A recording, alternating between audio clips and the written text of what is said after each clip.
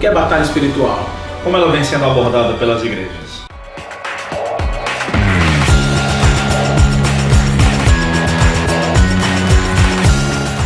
Sou Edivaldo Filho, sou professor da Escola Bíblica hoje. Sou Bruno César, também sou professor da Escola Bíblica hoje. Pense um assunto que já teve uma repercussão enorme, Bruno, foi batalha espiritual, cara. E teve equívocos e algumas coisas e a turma não sabia definir muito bem isso. E o que é batalha espiritual? Teve gente que escreveu para responder isso, cara, e que errou e que se equivocou e que fugiu muito do que realmente a Bíblia ensina sobre a batalha espiritual. Ele usa Itioca, Rebecca Brown, que nem esse é o nome dela, e muita gente já escreveu e cada um tem uma perspectiva diferente. Tem a ideia da maldição hereditária, sobre demônios territoriais. Na verdade, o assunto batalha espiritual é muito amplo, sabe, quando se escreve sobre ele. Mas é bacana a gente pensar em uma coisa. Primeiro, é um assunto bíblico.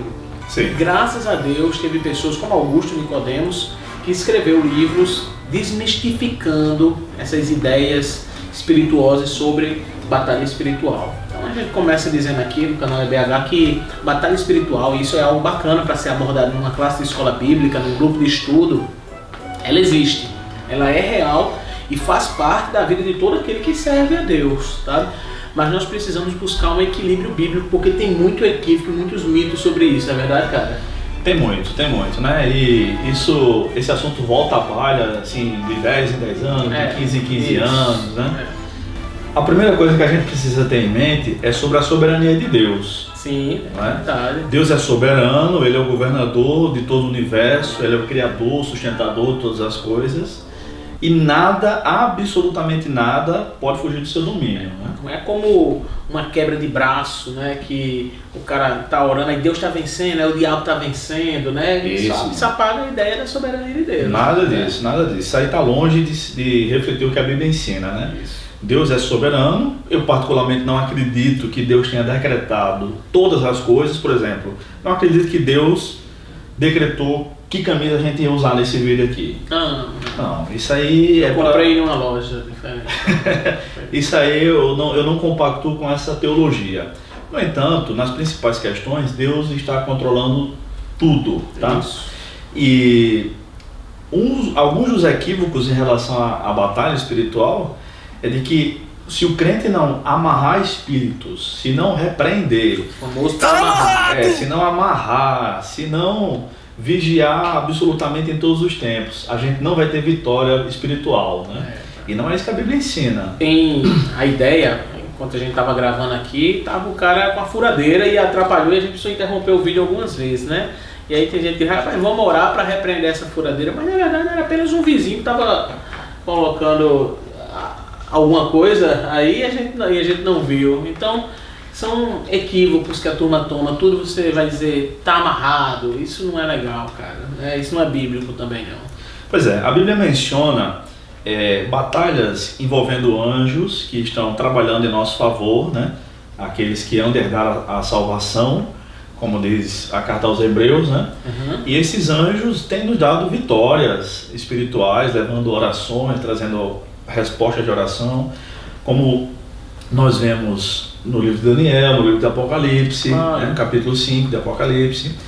E, enfim, houve também momentos em que Paulo desejou visitar determinada igreja, se não me engano a igreja de Tessalônica, e o diabo o impediu. Claro, e a Bíblia diz, Efésios capítulo 5, versículo 10, que a nossa luta não é contra seres humanos, carne e sangue, né, que é a ideia de seres humanos. Então, se não é contra seres humanos, a luta do cristão, claro que há uma batalha espiritual, um reino espiritual, porque o diabo existe, os demônios existem e eles têm uma finalidade de impedir o progresso do evangelho, o progresso do reino de Deus, cara. Pois é, eu quero mencionar alguns equívocos que essa galera comete, certo. Alguns exageros, na verdade. Bora lá. O primeiro exagero é negar totalmente a batalha espiritual. Não, o crente não precisa orar por isso, nada disso, orar demais, jejuar, nada disso funciona. Isso é um equívoco.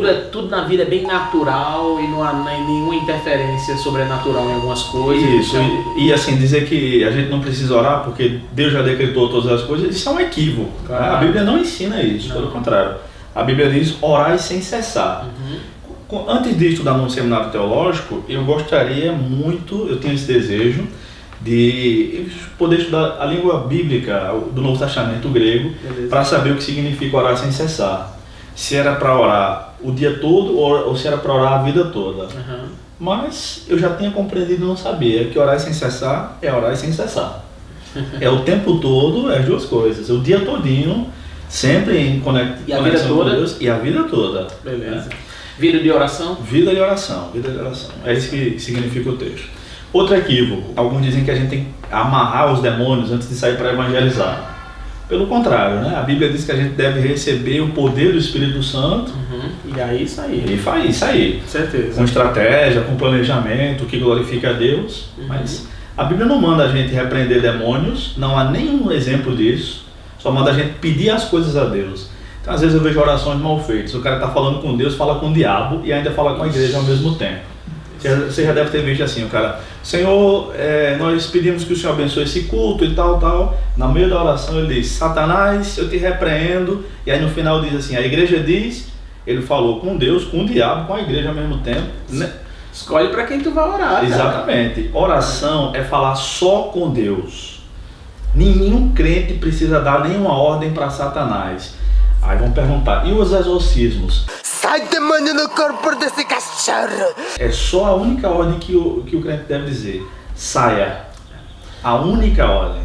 Não precisa estar dando nome para um monte de demônio, não precisa estar conversando. Cara, isso não existe na Bíblia. Eu queria dizer a vocês que não existe na Bíblia. A única pessoa que fez isso e uma vez só foi Jesus. Ele é Deus, sabe todas as coisas.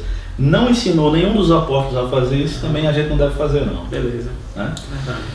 Outro exagero que foi cometido em alguns lugares do mundo, aqui no Brasil muitas vezes, foi a ideia de derramar óleo, sair de helicóptero, isso foi feito no Rio de Janeiro, né? Por alguns pastores, derramando óleo sobre a cidade, sendo que estavam ungindo a cidade. Isso. Amigo, oro pela sua cidade, mas não meleque ela não. Isso não tem valor espiritual não, né? Pelo contrário, aliás, teve outro grupo que saiu, filho, urinando na cidade de madrugada. Com um símbolo de demarcar território. Porque eles disseram que o leão é o animal, é o rei da cadeia alimentar, realmente é. E olha a ideia de Jerico. Olha as ideias de Jerico. E aí, como nós somos servos do leão da tribo de Judá, vamos sair demarcando e saíram urinando, provocando aquele mau cheiro pelo amor de Deus. Cachorro.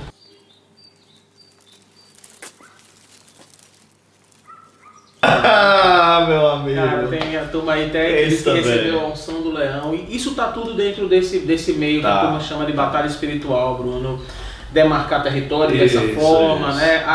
A unção com óleo que é tão exagerada pelo pessoal. Já vi gente que ungiu pé de goiaba porque nasceu uma goiaba estragada. E literalmente conheci pessoas que fizeram isso. Enfim, rapaz, é muito equívoco. Tem mais aí, Bruno? Isso é falta de ensino bíblico, falta de escola bíblica. E eu falo não é só no domingo de manhã ou no dia que faz, não. Falta de aprender das escrituras diariamente. Isso. E também quebrar essa ideia, esse misticismo que há no meio. Porque isso o cara já traz do brasileiro, que é muito místico, isso, né? E aí bota uma roupa evangélica nesse negócio e comete muitos erros e equívocos. Falando em quebrar, tem a ideia da quebra de maldição hereditária também. Muito ensinado, ainda ensinado no Brasil, e teve um auge ainda muito grande há uns 10 anos. Mas ainda há muito assim, por exemplo, é muito comum ver pastores que não acreditam nisso fazerem orações do tipo, quando alguém se converte, ele ora, Senhor, quebra a maldição na vida dessa pessoa. Isso. Não precisa. Nem há esse tipo de oração na Bíblia, nem é necessário. Porque a única questão capaz de quebrar qualquer maldição é a conversão, é a salvação.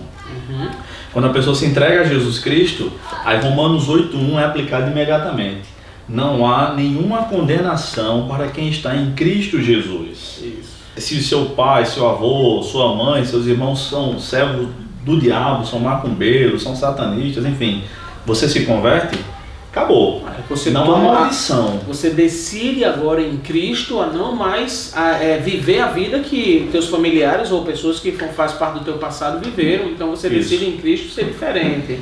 Agora começa a batalha espiritual, mas não maldição. E aí precisa orar, precisa manter vigilância. Sim. Porque a Bíblia diz também que o diabo anda em nosso derredor, rugindo como um leão. buscando a quem possa tragar. 1 Pedro diz isso, né? Na verdade, na batalha espiritual, um dos principais propósitos do diabo, e ele é real, e é uma pessoa e é real, é também fazer com que as pessoas não acreditem na sua existência, na sua realidade. Sim. E aí tem muita gente que não acredita nisso. É um dos extremos que falou há pouco. É isso? Pois é. Então nessa batalha diária, a gente precisa estar em comunhão com Deus. E Deus nos guarda, Deus nos protege de tudo. A oração também... A oração, Efésios 5 vai nos dar ali, fala de maneira metafórica sobre a armadura do cristão. O próprio Senhor Jesus nos ensinou a orar da seguinte maneira: livra-nos do mal. Amém. Livra-nos do mal. Qual a aplicabilidade disso para a igreja? Tem muita gente, e esses vídeos que o EBH tem gravado, a gente tem conversado sobre isso, tem muita gente decepcionada com a igreja porque aplicaram de forma errada ensinos equivocados como esse. Então tem muita gente que passou a vida todinha tentando achar a maldição que precisava quebrar na sua vida e nunca se importou de estudar as escrituras e viver as escrituras. Verdade. E aí está decepcionado e acha que deu tudo errado. Boa parte de pessoas, de pastores e líderes que ensinam isso, botam a culpa na pessoa quando dá errado a vida da pessoa. Porque você não teve fé, porque você não fez o que a gente pediu direitinho. E Bruno, existem cursos grandes sobre batalha espiritual, quebra de maldição. Tem gente que gasta dinheiro e se empenha nisso. Está na Bíblia isso? Não está na Bíblia. Cara, e eu queria dizer a você só deve estudar as escrituras. Deve sim viver as escrituras, e aí você vai ver que a partir das escrituras você vai ter uma vida em Cristo Jesus e vai passar por batalhas. A Bíblia diz que a gente tem que buscar o Senhor. Claro, a Bíblia vai ensinar que nós precisamos, nossa luta não é contra carne e sangue, temos que vestir a armadura de Deus para resistir ao dia mau. Tem dias que são mais difíceis do que outros. Tem dias onde há um investimento, onde parece que a gente tem vontade de desistir, onde tem vontade de parar no meio do caminho. Esses são dias maus e com certeza é a batalha espiritual que a gente está enfrentando. Mas essa batalha não se vence com esses cursos ou com todo esse misticismo que o pessoal ensinou, Bruno. Essa batalha, ela se vence em oração e você vivendo e praticando a palavra de Deus. Amém. Eu ainda queria falar só mais uma questão, que a origem disso, né? O pessoal sempre pergunta, a gente que está em sala de aula, na igreja, cara, é verdade. Pastor, professor, como é que surgem essas coisas na igreja? É muito simples, pessoas se convertem e trazem consigo algumas de suas crendices. Isso já existia no primeiro século. Em 1 Coríntios capítulo 15, Paulo está alertando a igreja em Corinto sobre a realidade da ressurreição. Os coríntios... Corinto é uma cidade grega, e lá na filosofia grega eles ensinavam que o corpo é a prisão da alma e que na verdade toda a mazela humana reside no corpo. Então eles estavam levando para a igreja a ideia de que não era interessante ressuscitar. Do mesmo jeito, os brasileiros e pessoas de outras partes do mundo se convertem, trazem as suas concepções erradas para a igreja, mas elas têm de reaprender. Elas têm que aprender as escrituras, serem discipuladas com a visão cristã. É por isso que no Brasil, beber o copo d'água depois de oração funciona assim. Toalha ungida, camisa do pastor ensanguentada, que tentaram matar, ou não, né? Ou não. E essas mungangas, água que vem de Israel. Leão. Tem leão, galera. Pois é. Na Bíblia também tem, aqui no zoológico de João Pessoa. O bichinho tá bem velhinho, Então, essas coisas funcionam porque estão na crendice popular. Funciona assim. Na crendice popular, mas não são bíblicas. A gente tem que ir às escrituras e aprender com Jesus nas escrituras.